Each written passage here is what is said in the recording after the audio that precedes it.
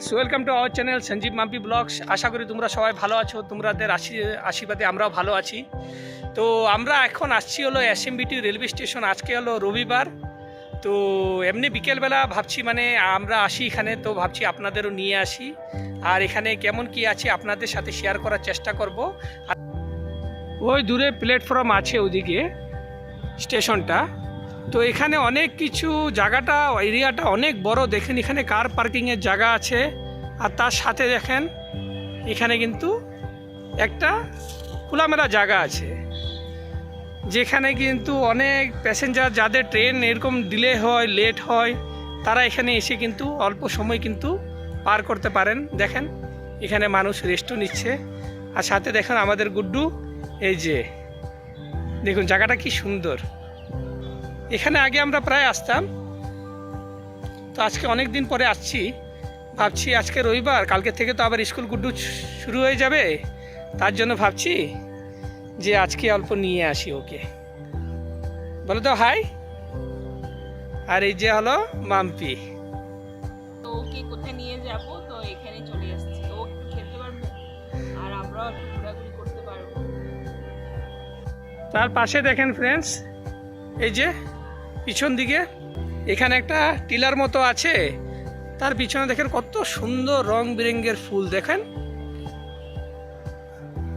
কি ভালো লাগছে দেখতে। দেখুন অনেক সুন্দর লাগছে। এখানে কিন্তু আমরা প্রায় আসি, কিন্তু এবার আসাটা অনেক দিন হয়ে গেছে। তো আগে একবার দাদা আসছিল আমাদের, ওর সাথে আসছিলাম। তো আমাদের বাড়ি থেকে বেশি দূর না, আমাদের বাড়ির থেকে মোটামুটি শুধু 10 মিনিটের রাস্তা, যদি আপনি হেঁটে চলে আসুন। ফ্রেন্ডস, আজকে আমরা এখানে আসার একটা বিশেষ কারণ যে আমরা মার্চের 2 তারিখে রুম শিফট করছি। তো আমরা এখন বর্তমান যেখানে থাকি হলো ওল্ড বাইপানালি। তো আমরা অলসোর দিকে যাচ্ছি। কিসের জন্য আপনারা জানেন যে আমাদের আয়নের স্কুল অ্যাডমিশন অলসোর দিকে আছে। তো এত দূরের থেকে ওকে আনা নেওয়াটা অনেক মানে একটা আমাদের অসুবিধা হয়ে গেছে। তো তার জন্য আমরা আগেও ভেবেছিলাম যে অলসোর দিকে যদি স্কুল অ্যাডমিশন হয়ে থাকে তো আমরা ওখানে শিফট করব। তো মার্চের 2 তারিখে আমরা শিফট করছি। তো আমরা কিন্তু আজকে আসার কারণ যে এটাই যে আমরা যখনই ইচ্ছা করতো আমরা এখানে প্রায় আসতাম এসএমবিটি রেলওয়ে স্টেশনে। কিসের জন্য? আমাদের বাড়ির থেকে শুধু 5-10 মিনিটের রাস্তা। এখানে আসলে মনটা অন্যরকম ভালো লাগতো। গুড্ডু খেলাধুলা করতো, আমরাও এখানে ওয়াক করতাম। তো এখন তো আমরা অলসোর দিকে যাচ্ছি, তো এটা তো সবসময় সম্ভব না যে আসা। তার জন্য ভাবছি আজকে রবিবার, তারপরে আবার আগের রবিবারে তো কিছু না কিছু কাজে ব্যস্ত থাকবো, যেহেতু একটা শিফটিং ব্যাঙ্গালোরে একটা মানে জানতে পারেন শিফটিং করা যে কত কাজ থাকে। তার জন্য আজকে ভাবছি আমরা আসি। তো তাই ভাবছি আপনাদেরও সাথে শেয়ার করি। তো একদিকে মনটা খুশি, একদিকে একটু মনটা খারাপও আছে, কেন বিয়ের পরের থেকেই আমি এখানে আছি। আর আয়ানের খবরও মানে গুড নিউজটাও আমরা এখান থেকে পেয়েছি। খুব ভালো ভালো সময় কাটাচ্ছি। তো বাবারা আসা মানে সবাই সব কিছু আমি এখানে পেয়েছি। অনেক মেমোরেবল দিন আছে এখানে। তো ওখানে যাই একটু, এতদিন পর থাকার পরে নতুন জায়গা, আপনি বুঝতে পারবেন কি নতুন জায়গায় অ্যাডজাস্ট করতে একটু টাইম লাগে। কেমন কি প্রবেশ হবে, সোসাইটিরা কেমন, তো একটু টাইম লাগবে। কিন্তু ওটা একটু মনটা খারাপ লাগছে কি অ্যাটাচমেন্ট হয়ে গেছে এই জায়গা থেকে, মানুষ থেকে। হ্যাঁ, ওখানেও ভালো লাগবে, কিন্তু একটু টাইম লাগবে, ওটাই তো শেয়ার করব। এরপর আমরা চলে আসলাম বন্ধুগণ স্টেশনের সামনে। এখানে কিন্তু দেখুন এখানে খাওয়ার কিন্তু একটা ক্যান্টিন টাইপের আছে, যেখানে কিন্তু যাত্রীদের জন্য সকালের খাবার দাবার থেকে দুপুরের খাওয়া দাওয়ার অনেক কিছু জিনিস কিন্তু পাওয়া যায়। তো এখানে মেনু চার্টটা আপনারা দেখতে পাচ্ছেন, রেট সব কিছু দেওয়া আছে, মানে অত বেশিও না। আর বাইরের দিকটা দেখুন এখানে কি সুন্দরভাবে ওরা সাজিয়েছে। সামনে যে ট্রেনটা দেখছেন না, ওটার ভিতরে কিন্তু হোটেল আছে। ওটার মধ্যে আমরা যাইনি, কিন্তু কোনদিন চেষ্টা করব। দেখুন এখানে ভেজ বিরিয়ানি 100 টাকা, চিকেন বিরিয়ানি হলো আপনার 150 টাকা। তো মোটামুটি একটা রিজনেবল প্রাইস আছে, অত বেশিও না কমও না। এগ বিরিয়ানি মানে নানান রকমের খাওয়া দাওয়া পেয়ে যাবেন। তার সাথে আপনার চাই যদি বিকেলের জন্য আপনি স্ন্যাক্স বগেরা অনেক কিছু পেয়ে যাবেন। দেখুন এখানে বিস্কিট রাখা আছে, খুব সুন্দরভাবে এরা মেনটেনেন্স করেছে। আর আমরা প্রায় যখনই আসি তখনই 1 কাপ চা হলেও খেয়ে যাই যদি কিছু না থাকে। দেখুন এখানে সমোসা আছে, ব্রেড পকোড়া আছে, নানান রকমের মিক্সচার আসে।